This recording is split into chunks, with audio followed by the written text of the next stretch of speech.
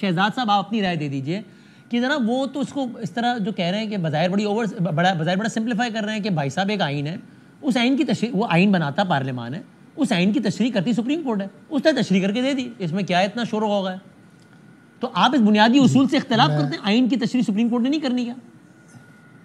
جی تشریح کرنی ہے، بالکل درست بات ہے، آئین کی تشریح کرنی ہے۔ ابھی اپنا کھوسا صاحب نے ایک بات کی کہ جہاں آئین سائلنٹ ہو تو وہ پھر ان کی توجیہ یہ ہے کہ وہ پھر وہ سائلنس یا وہ ایبسنس آف سم تھنگ جو ہے وہ سپریم کورٹ اس کو سپلائی کر سکتی ہے۔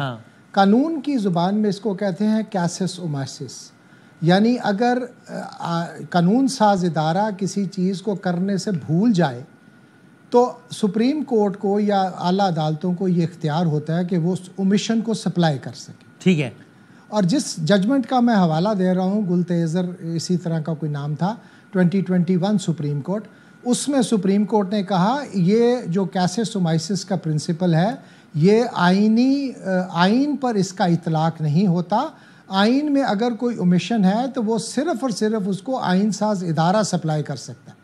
اب یہ بات کہہ کر 5 ججز نے، اس کے بعد 3 ججز کا میجورٹی ججمنٹ اسی ججمنٹ سے انحراف کیسے کر سکتا تھا؟ پہلی بات۔ دوسری بات یہ ہے کہ یہ صرف یہ ایک ججمنٹ نہیں ہے، دیکھیے بات یہ ہے کہ آئین ساز ادارے نے اپنی وزڈم میں یہ طے کیا کہ صرف سزا ملے گی اگر آپ نے ووٹ ڈالا پارٹی ڈسپلن کے خلاف تو آپ ڈی سیٹ ہوں گے۔ اب اس کے اندر اضافہ کرنے کا اختیار صرف اور صرف پارلیمان کا تھا، پہلی بات۔ اب دوسری بات بھی میں عرض کر دوں کہ دنیا میں بہت سارے آئین ہیں جن میں فلور کراسنگ پر یہ سزا رکھی گئی ہے۔ پاکستان واحد ملک ہے جس میں گو کہ آئین ساز ادارے نے تو نہیں کیا، لیکن سپریم کورٹ آف پاکستان نے اپنے ایک فیصلے کی روح سے یہ ووٹ کاؤنٹ نہ کیے جانے کا ایک یونیک کانسیپٹ انٹروڈیوس کر دیا۔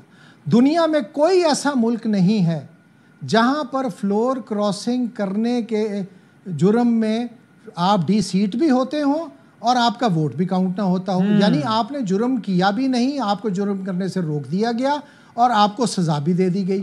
یہ منطق کم از کم as a very humble student of law میری سمجھ سے باہر ہے۔ دیکھیے ایک مسلمہ حقیقت ہے، حقیقت یہ ہے کہ پارلیمان بیٹھ کر after a lot of deliberation 18ویں ترمیم میں ایک شک لاتی ہے، اگر شک پسند نہیں، آپ حکومت میں تھے آپ ترمیم کر لیتے، نہیں اب ڈسکس کر کے آئین جو جس کو اختیار ہے وہ دوبارہ ترمیم کر لے۔ اور یہ بھی بتا دوں کہ 10 سال اس ملک میں آئین میں یہ مروج رہا کہ اگر آپ وزیر اعظم کے خلاف نو کانفیڈنس لائیں گے تو آپ اگر اسی پارٹی سے ہیں تو آپ کا ووٹ کاؤنٹ نہیں ہوگا۔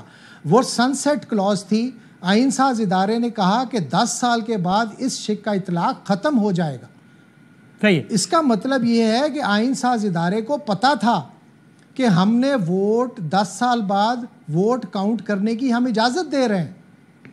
اس کو ذرا کنکلوڈ کرتا ہوں میں۔ اچھا پہلے تو یہ آپ بتائیے گا شہباز صاحب کہ اس کا مطلب جب آپ بھی ظاہر ہے سپریم کورٹ بار کے ایڈیشنل سیکرٹری ہیں، آپ ان کو آپ کے صدر ہیں شہزاد صاحب، تو اس کا مطلب کیا یہ جو درخواست دائر ہوئی یہ سپریم کورٹ بار بھی اس پر اس کا اتفاق نہیں ہے کیا؟ بطور ادارہ سپریم کورٹ نے نظر ثانی کی درخواست دائر نہیں کی، آپ ایڈیشنل سیکرٹری لیکن آپ کی رائے مختلف ہے، تو مطلب یہ کیا یہ درخواست بطور ادارہ دائر نہیں ہوئی تھی؟ یہ درخواست جی ہمارے سے پچھلی کیبنٹ نے کی تھی، ایس این بون صاحب اس کے صدر تھے اور غالباً شاید اتفاق سے ہی کی تھی۔ ہمارے صدر صاحب میجورٹی کنٹرول کرتے ہیں جی، اور ہمارے صدر صاحب اس کو فالو کر رہے تھے۔ اس کو جو انڈیپینڈنٹ ہمارے ویوز ہوتے ہیں، دیکھیں بات یہ ہے کہ کیسز جو ہے وہ نارملی سپلائی نہیں کر سکتی کانسٹیٹیوشن میں، سپریم کورٹ یا کوئی بھی کورٹ گیپ کو نارملی نہیں کرنا چاہیے، مگر جہاں پر چھانگا منگا کی منڈیاں لگتی ہوں، جہاں پر سندھ ہاؤس میں ایم پی ایس کو پیسوں کے زور پہ بھرا جاتا ہو، وہاں پر تو پھر آئین ساز ادارے کو حالات دیکھتے ہوئے آئین تبدیل کر دینا چاہیے نا 2/3 سے۔ سپریم کورٹ کو تو جو مروج آئین اس کے مطابق فیصلہ دینا چاہیے نا، یا حالات کا جائزہ لینا چاہیے سپریم کورٹ کو؟ دیکھیں حالات کی انٹرپریٹیشن آپ کی کچھ اور ہو سکتی ہے، میری کچھ اور ہو سکتی ہے۔ آپ بالکل ٹھیک کہہ رہے ہیں کہ آئین ساز ادارہ کر سکتا تھا، مگر اس وقت کوئی آئین ساز ادارہ نہیں بیٹھا ہوا، اور جب آئین ساز ادارہ نہ بیٹھا ہو تو آئین کی تشریح سپریم کورٹ ہی کرتی ہے، اور سپریم کورٹ کبھی بھی ایسا فیصلہ نہیں کرے گی۔ آپ کی آئین ساز ادارے سے مراد آپ کی ایسی اسمبلی ہے جس کا جس کا پرائم آبجیکٹیو آئین سازی ہو، یہ کہہ رہے ہیں ہم؟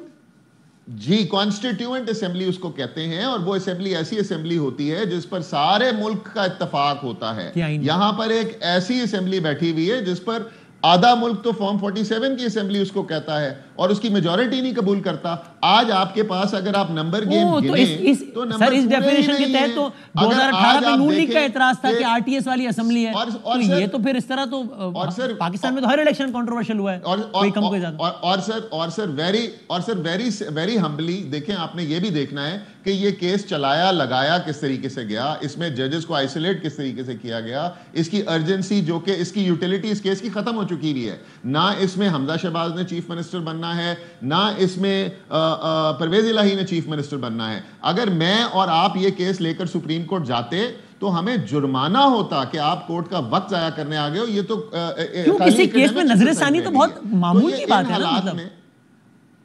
بالکل معمولی سی بات نہیں ہے. نظر ثانی کا 1% چانس بھی نہیں ہوتا، 100,000 میں سے ایک شاید ایکسیپٹ ہوتی ہے. اور یہ ایسا فیصلہ ہے جو کہ لاجیکل تھا، اور آپ جو ہے کورٹ نے ایک ہارس ٹریڈنگ کا دروازہ بند کیا تھا. آج یہ فیصلہ آیا اور آپ نے دیکھا کہ بہت ساری پارٹیاں ہیں وہ کہتی ہیں جی 25 تاریخ سے پہلے ہی ہم نے فیصلہ کرنا ہے.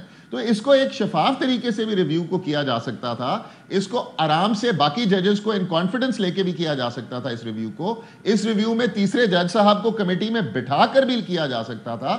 اس کی شفافیت پہ شاید ہمیں شک نہ ہوتا. مگر آج پورے پاکستان کی ملک بھر کی سپریم کورٹ نے بھی اس پہ احتجاج کیا. نوٹڈ سر. یہ اس کا فائنل کامنٹ شہزاد شوکت صاحب کر دیجئے، پھر بیرسٹر سیف صاحب ہمارے ساتھ ہیں تاکہ وہ کل کی حالات پہ بیرسٹر صاحب سے بات کرنی ہے. میرا فائنل کامنٹ وہ کہتے ہیں جی دیکھیں نا، اتنا سیریز آف ایونٹ اس طرح ابھی ایک سیاسی ڈیولپمنٹ ہو جائے گی آج کی اس کیس کو لے کے، اس کو نان کنٹروورشل انداز سے بھی تو کیا جا سکتا ہے. فائنل ورڈ میں ماضی میں نہیں جانا چاہتا. جس طرح یہ پریزیڈنشل ریفرنس آیا، جس طرح یہ فیصلہ دیا گیا، میں اپنے کامنٹس اس پہ محفوظ کرتا ہوں. یہ سب تاریخ کا حصہ ہے. ہم سب بھی جو ہیں، ہم نے بھی نہیں رہنا، اداروں نے رہنا ہے.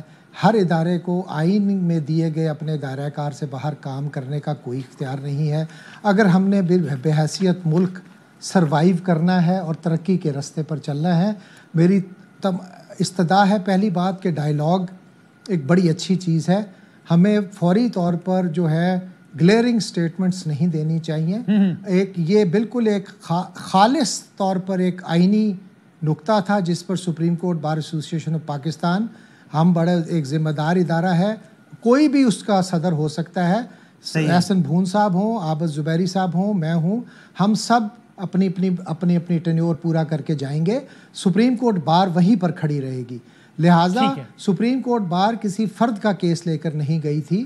یہ اس ملک کی آئین کی بقا اور بالادستی کا معاملہ اور اس کا فیصلہ آگے اب دیکھتے ہیں آگے. ٹھیک ہے، تھینک یو ویری مچ سر. بہت شکریہ وقت دینے کا شہزاد شوکت صاحب اور شہباز